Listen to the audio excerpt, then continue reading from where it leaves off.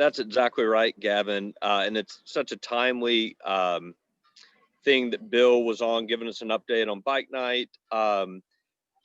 Y'all, we are lucky to have the folks from Triangle Bike Works come to speak to us today. So I think for those of y'all who are dialed in a little early, maybe you met Todd and Kevin. They brought some of their team, their volunteers, the youth that participate. And I'm excited to learn more about all the things they do, in addition to helping us assemble a bajillion bikes last year, back when we were in person. They lead these amazing youth trips, as you'll hear in a minute, and not just like little jaunts down the Greenway in Chapel Hill. We're talking weekend long, week long, amazing bike trips. And so I'm anxious to learn more, hear all the good that they're doing for our folks in our community, and maybe even some ways that we can engage even beyond the typical bike night. So y'all, welcome to East Chapel Rotary. Todd, Kevin, your team will give you the floor. Thank you so much for being with us today. Thank you, Nick. Thank you, everyone. On the Rotary, it's today, Friday, of course, and the students that we have are still in class, so they're taking a break. But we did have one short deadline um, to meet at 1:30. I'm not sure if we'll meet that, so I want to introduce you. Let me share my screen real quick.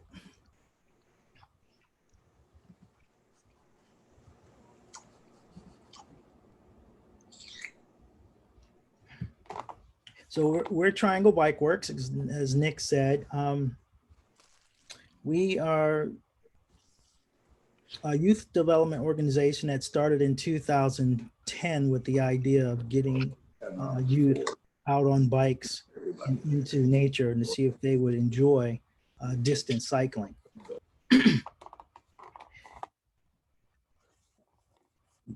After our first test in 2010, the youth enjoyed it so much that we did something even more phenomenal, and that was biking about 1,100 miles from New Orleans to Niagara Falls for a 30-day trip one summer.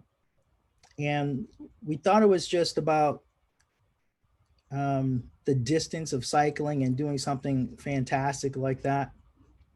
But what we found was that discovering the history on the tours and the discovery that youth found out about themselves is what the organization eventually came to be about. That was the birthplace of Triangle Bike Works, and change of focus and on leaning very heavily on youth development. The youth we have today is the far left is Monica, in the middle is Solomon, and to the far right is David. Um, Monica has about 5 minutes before she has to attend a class. So, Monica, do you think you can talk about why you joined Triangle Bike Works and what you were doing before the pandemic in the 5 minutes that we have? Yeah, I could say a little bit longer, but before joining Triangle Bike Works, I had participated in competitive tennis for about 5 years. And then when the pandemic hit, I guess my mother really didn't feel like it was safe enough for me to continue playing. So I just had to find something new to do. We had heard about Triangle Bike Works through my school's PTA, which came like last year. Because of my busy schedule, I didn't have time to pursue it. But now that the pandemic hit, I do have time. Um, what was the other question? What do you find enjoyable about Triangle Bike Works? What were you Um, doing before that? I find enjoyable about Triangle Bike Works is the opportunity to do road cycling with other youth my age, and I guess just being outdoors and getting on a bike. Before I guess cycling, I have a bike at home that I would ride around the neighborhood, but that was I guess the extent.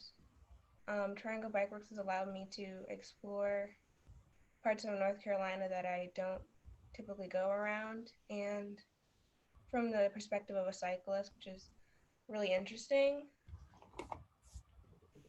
Okay.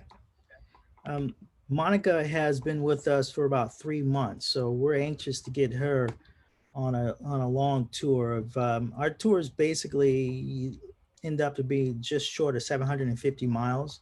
Our previous tours were 1,000 miles. We did 3 tours at 1,000 miles, and then we realized that the transformation for the youth happens within the first 2 weeks. So we really boiled down our program to 12 days, and we're able to capture all the joy of cycling, being outdoors, and team building in that time period, and then leave them wanting more, as opposed to having 2 more weeks to cycle.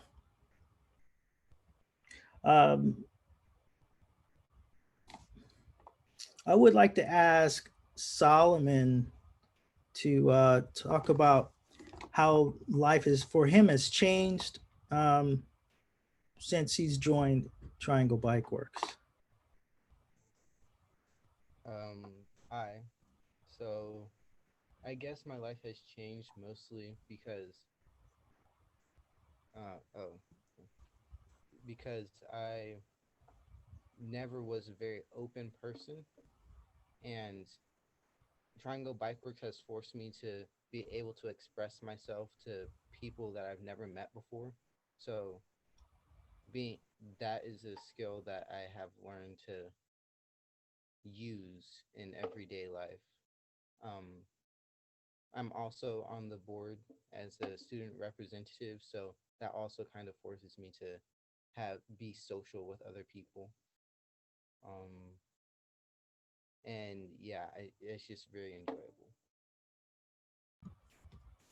So, do you have opportunities to lead our team other than representing Triangle Bike Works now?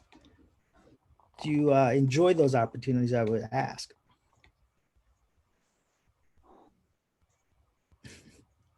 You're on mute, but he's probably saying no.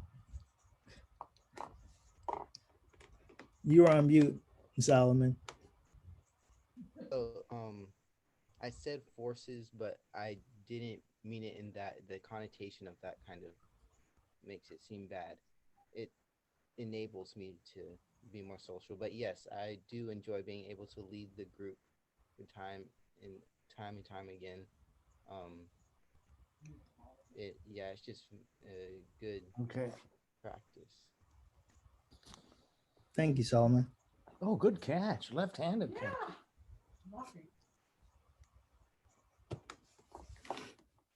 And Solomon's been with us for 2 tours, and I'll ask David to speak next. Um, so, being with us for 2 tours, depending on when you come on, means you're about halfway through your tenure with Triangle Bike Works. Um, we used to get youth from rising ninth graders till they graduate high school. And so they're really thrust into leadership opportunities early on. As soon as they show leadership qualities, we start putting them up front and challenging them. And we test each youth to see their ability to take on those leadership roles. Mm. So, David, I'd like to ask you to speak now and tell the group what Triangle Bike Works, your participation with Triangle Bike Works has meant for you. Um, what it's like meant for me. Yeah. Oh shoot, I'm not sure I understand the like.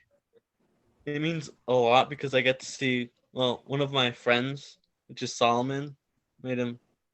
I think the first year, yeah, we both became friends, and it's really nice having that friendship. So it means a lot, and we also learn about hidden history, and it's just really interesting. to find out like what we've been getting what we haven't been told at school. So And what's your longest miles? What's the longest day for you to track some miles? longest day, How many miles have you like what's your longest day of cycling? day. Was it shoot? I think it was above 80, right? Yeah, Or around there, 76 to 80. I think. yes. One, yeah.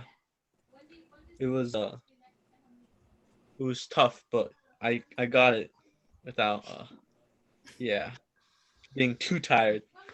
Right. Yeah. So part of the point of thrusting the youth up front to advocate and speak for themselves is the leadership opportunities that we present. Um,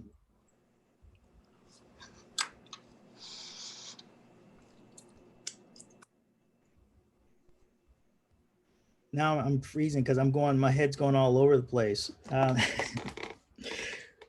When David talked about hidden history and not seeing things, being told things in school, um, part of the joy of cycling across the country and hitting small towns is that there are historical societies that hold pieces of history that's very special to them, and we get to discover those places.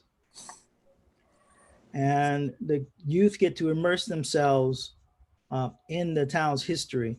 Like this past summer, not this past summer, summer of 2019, we're in Natchez, Mississippi, and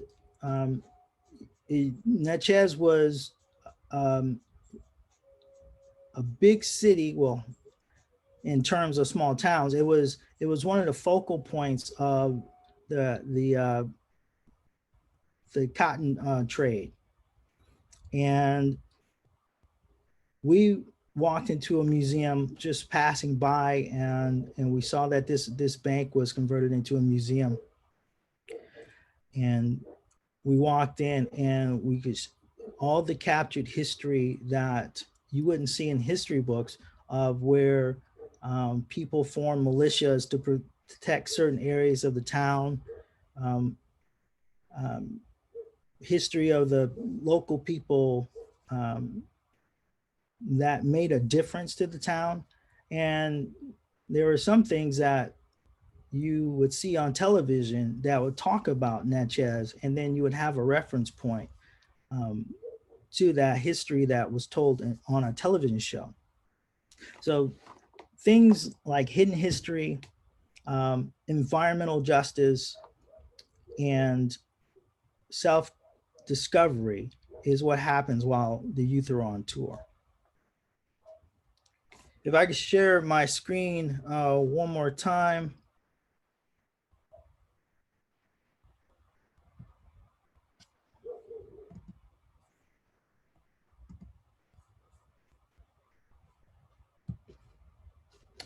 I'd also like to talk about some of the other tours. Like this was our tour going out west. Um, we had just suffered through a massive rainstorm, and we were all cold and wet, but we came out and cheered for the camera, and then quickly set up our tents and snuggled in for the night. As you see, the rainbow is back behind us. The sky is clearing, but just 5 minutes before was a massive thunderstorm. And that's the one we were cycling from. This is the 2013 Bikes, Blues, and Soul tour. We cycled from New Orleans to St. Louis. Here is when we cycled out west, going from Council Bluffs, Iowa to Crescent City, California. That was one of our longest trips. We stayed 10 days in Yellowstone Park. So the youth get to experience the natural wonder of the national parks, state parks. 90% of the accommodations that we have for the youth are camping. Um, and as you see, some of the accomplishments, as you see the group there with the hands held high, is climbing on an elevation of 7,400 feet. This is our team from 2019, doing the Bikes, Water, and Soul tour, where we decided to just stay right in our home state of North Carolina.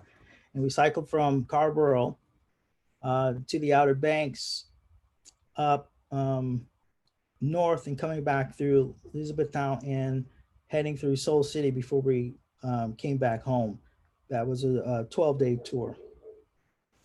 And we're always working to have diversity on our teams, 50% boys, 50% girls, youth of color, and you can see that from the smiles on their faces that they enjoy the time that they're out biking, enjoying the weather. I'd like to ask if, while the youth are still on, if anyone has any questions. If we do have time, I'd like to show you a short video that was made for the team of 2019, but I'd like to ask if anyone has any questions for the youth.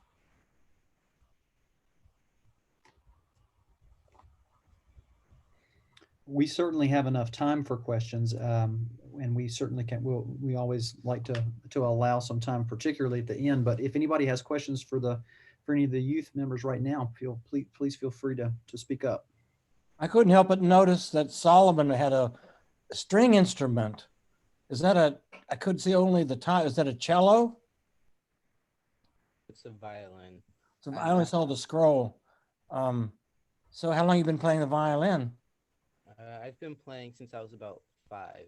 I'm not very good at it, but Well, yeah, keep going, keep working. I will. Thank you.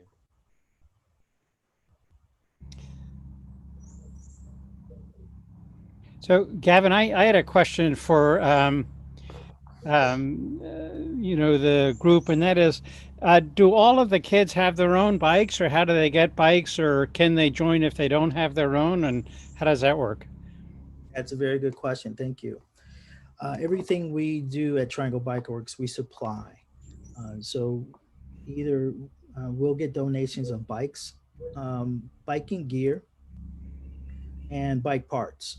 So everything that youth needs to get out on the road safely is supplied by Triangle Bike Works. So if any of the members are cyclists or former cyclists, you understand the high cost of entry to do the sport of biking. And so we work to bring that cost down and make it affordable for the youth by seeking donations to either purchase used bikes or have bikes donated so that they can ride. Do the youth Hey, everybody. Go ahead, Elizabeth. Okay. Do the youth learn to maintain the bikes, repair the bikes? Yes. We have them go through the League of American Cyclists bike safety protocols. There are every student is taught bike safety skills. That's from making short stops, quick stops, rock avoidance, hole avoidance, and looking behind you and making quick turns.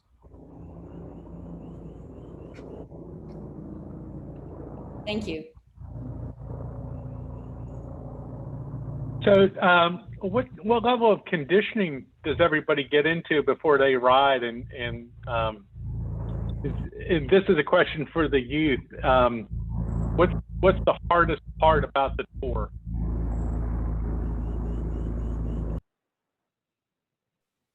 David or Solomon, do you want to take that? Sorry, could you repeat the question? Yeah, what kind of training do y'all do before you go on the tour? And what's the hardest part of the tour? We usually go.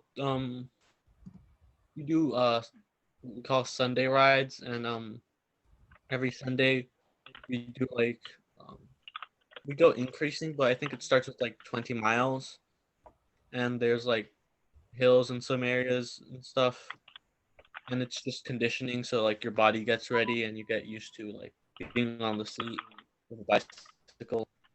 Because yeah, you're gonna be on the seat for a long time, and the hardest part, let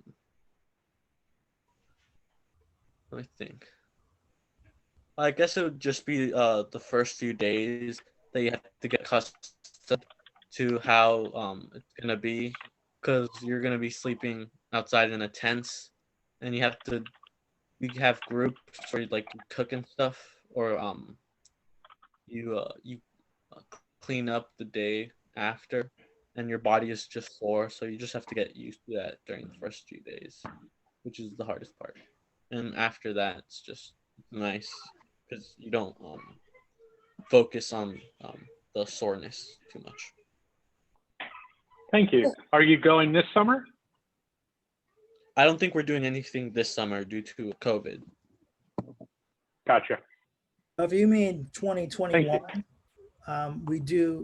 we're in the plans for doing a bike tour in 2021, which will be the Gullah Geechee Cultural Heritage Corridor, where we cycle from our offices in Carborough and head down to St. Augustine, Florida. I have a question about adult support for the kids. You've got a bunch of teenagers. What do you have? 2 adults, 1 female, 1 male? Usually 2 female, 1 male, but Why, the boys need less supervision, or what do you say? it's usually so we have 4 volunteers, and because we go across 2 weeks of the summer, we can usually split one volunteer for 1 week and another for the following week. The core staff on tour with the youth are it's and myself, and then we'll bring along 1 or 2 others. You have a support vehicle that carries all the parts, or if someone gets injured, they can ride in a car. You can tell I've done like European bike tours, which are very luxurious, with a sweeper that comes behind and picks up the people who can't keep up anymore. And you know, when you had a flat tire, they just take care of it for you. So does the whole group stop if someone gets a flat? And do you have a vehicle with you to carry all the tents and all that stuff?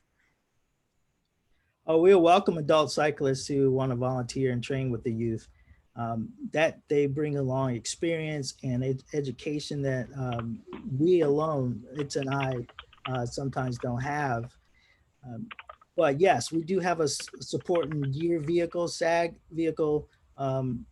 We have youth cyclists who return from being members of the Spoken Revolutions team to being members of the staff for the summer tour. So our leadership cycle goes from a youth being part of the team. And as you heard Solomon and say, David and Solomon are also on our board. So they represent the youth on our board. And then when they graduate, they do have the option to return as a ride leader or support driver. And our support driver carries spare wheels, tires, tubes, food, everything we need. It's like our roaming rest stop. And the tour, and I may add that the tour is not for us, it's all for the youth. And they make the decision whether they want to cycle or not. There sometimes they may not feel like riding that day because it may be a 75, 85, 90-mile day, and they may choose to get in the van. It's rare, but it does happen.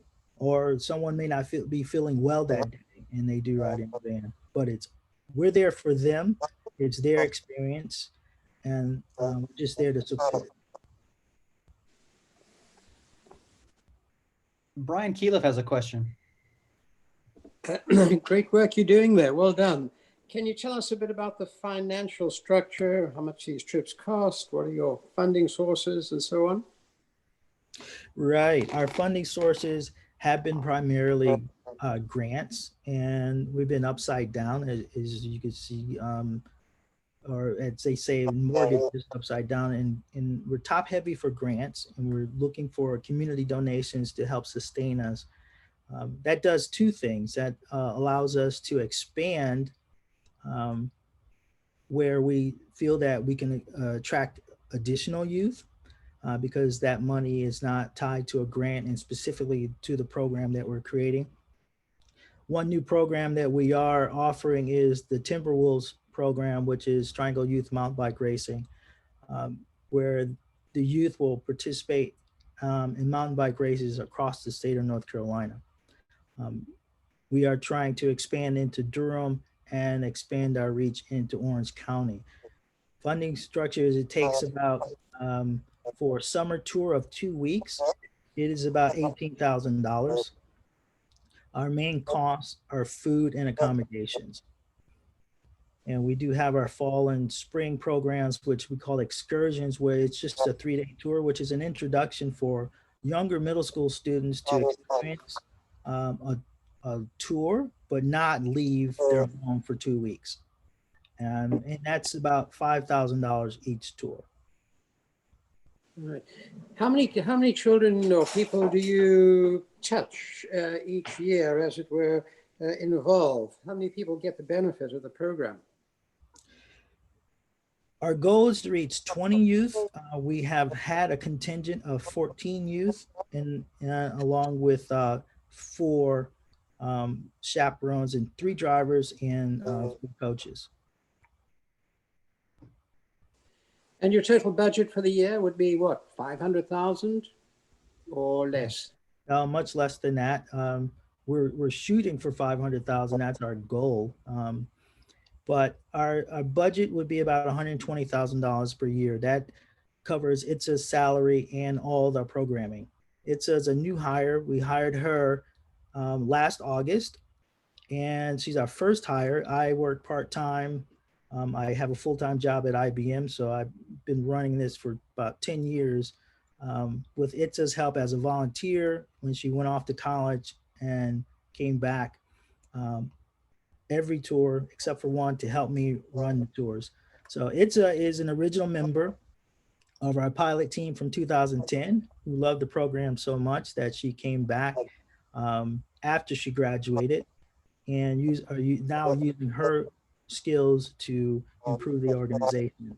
And matter of fact, since I brought up Itza, I'd like to have Itza just say a few words, because she is a recipient of all the benefits of Triangle Bike Works and now is an adult and working for the organization that she loves. Hello, everyone. So Kevin did a great job explaining kind of my history with the organization. And there's a couple questions that I wanted to add a little bit more to. So the question of how many youth we impact, Kevin's right. We take 20 youth maximum is what we can do for our summer tour. We have a road cycling program is now year round. So we've had up to 30 youth in one of our seasons. But when we go out of state, because we only take 2 vehicles, we can only take 20. And then I also just wanted to add a little bit about myself and just what the organization has done to me to also kind of answer a couple of the questions you asked our current participants. So I started in 2010 as the guinea pig, as I like to call myself, and I fell in love with the sport. I share the same feelings that Solomon did about not really wanting to go out and talk to people, but being a part of a nonprofit where our funding sources come from our community and our community supports us. I, not forced, like Solomon said, but I was encouraged to join meetings like this and conversations like these to share about my experience. So I've definitely have gotten a lot better at public speaking, and I definitely a lot more comfortable. And leadership roles, like Solomon says, we have youth on our board. All of them get the opportunities to go and do presentations. And we always have different meetings where we kind of how you all build community, where I was hearing, let's not lose this because of COVID, and having those mini celebrations. Well, that is basically what we create at Triangle Bike Works. We create a family, we create this environment where the youth feel like it's their second home.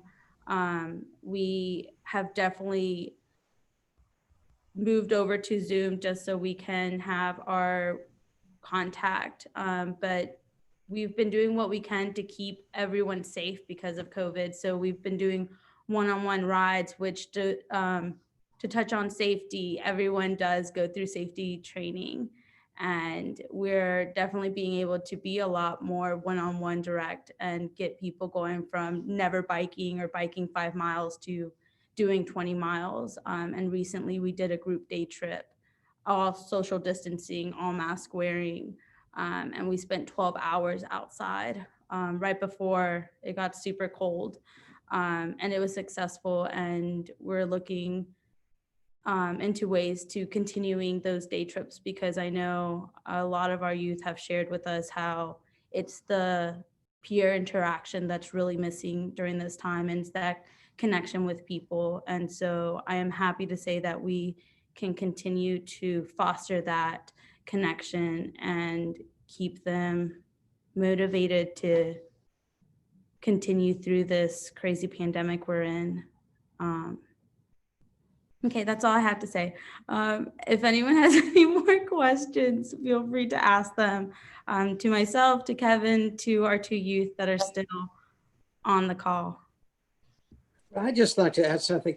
Kevin, I am filled with admiration for what you've done. 10 years as a volunteer, starting this program, getting it going, continuing to do that.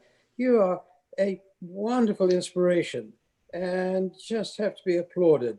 I'm really, really impressed by all these things that you've done. That's grand. Well done.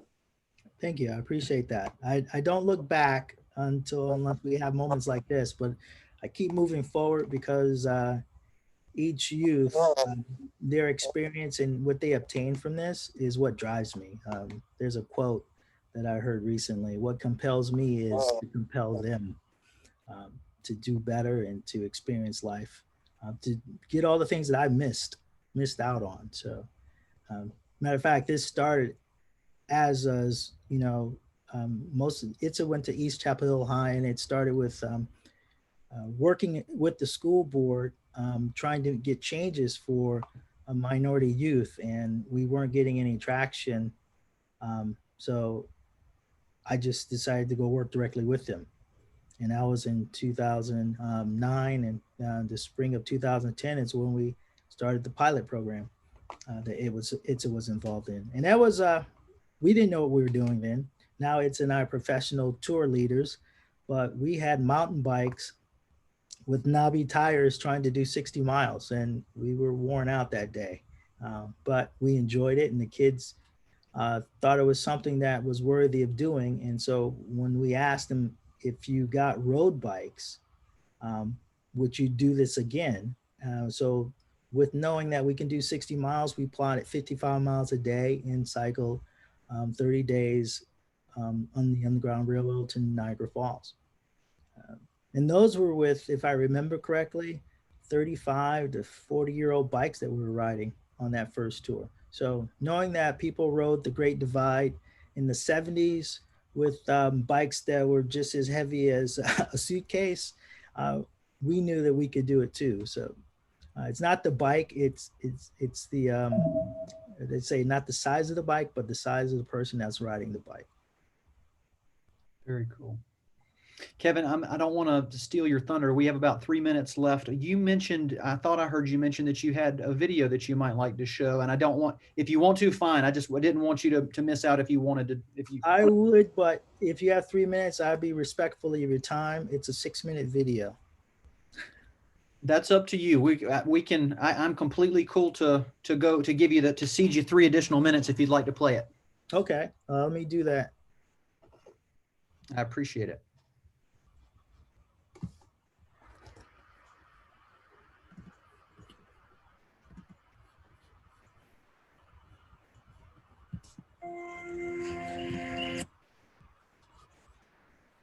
I think I've lost Zoom.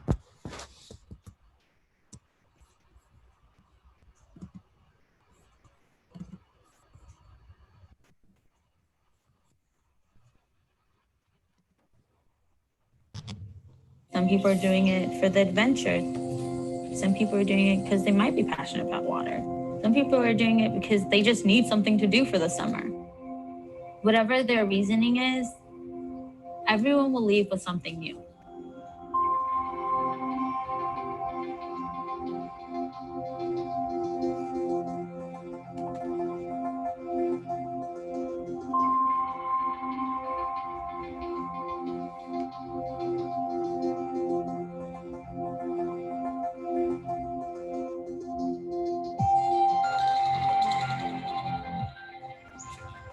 Where's your helmet?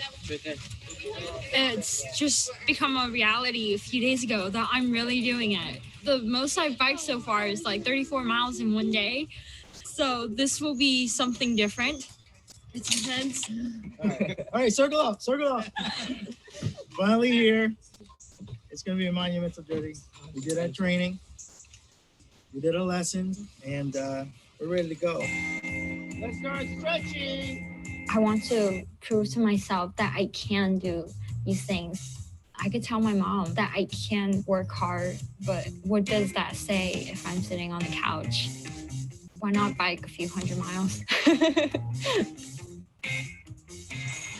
You guys don't even realize how amazing you are. You're gonna see that never ever again in life will you ever have to prove yourself to anybody. Because nobody's gonna push you, nobody's gonna pull you. Every hill, every valley, you're gonna do by yourself.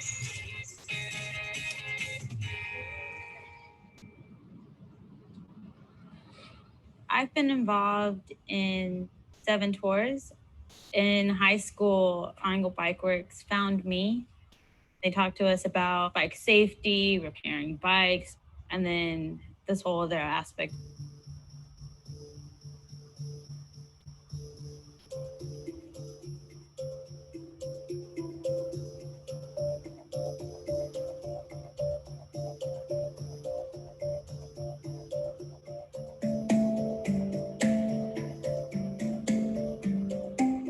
One tour was the Underground Railroad, where we started in Mobile, Alabama, and biked up to Niagara Falls.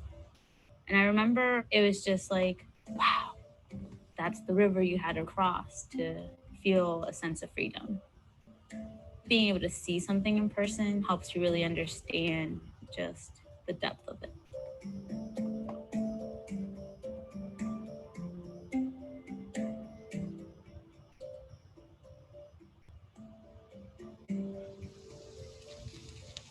Our mission is to conserve land in the Triangle region, safeguarding clean water. That's a big one for us. I think it's really significant that we've been able to conserve Horton Grove, this land, these homes. This is where enslaved people live. Once you're on your bike and you're going through the town, you'll start experiencing things and you'll see the impact of things we've talked about, and it becomes real. There's a lot of just reflecting. And sometimes you're processing things you didn't even know you had to process. I call it bike therapy. A lot of my life has been doing what other people expect of me. I'm doing it wrong. Like taking AP classes or trying out some clubs, which I'm not really interested in. This is something I really want for myself. There is that awkward tension because it's like, I don't know anyone. Once they open up, you figure out, you're not that different from me. Like, we might have the same insecurities. I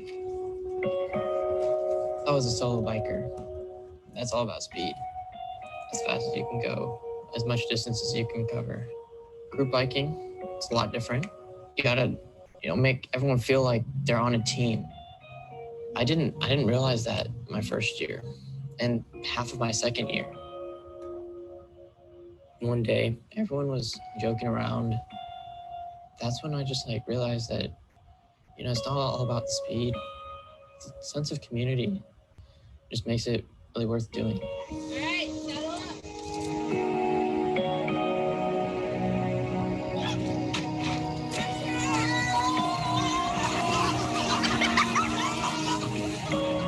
If you ask me, how did you bike 700 miles?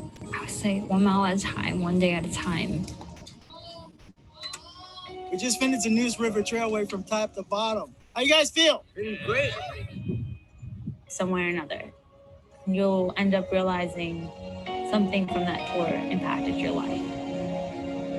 I took environmental science class, and of course we were showing videos and stuff, but knowing that I can see the efforts in progress and maybe even help out myself is a defining characteristic of this trip.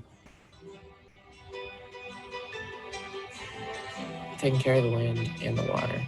It's going to take a lot of small people doing their part. It's pretty much like that with biking.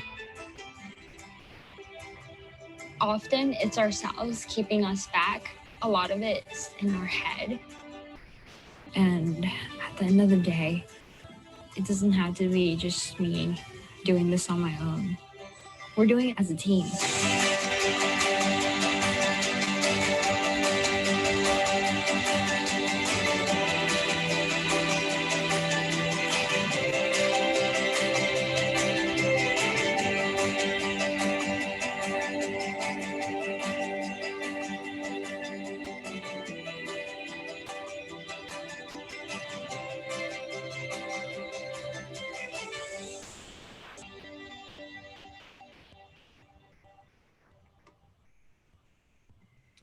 Well, Kevin, thank you so much for sharing that. I want to echo Brian's comments. It's an inspiration to see what you have done in our community and beyond, doing great things for some great people with great promise.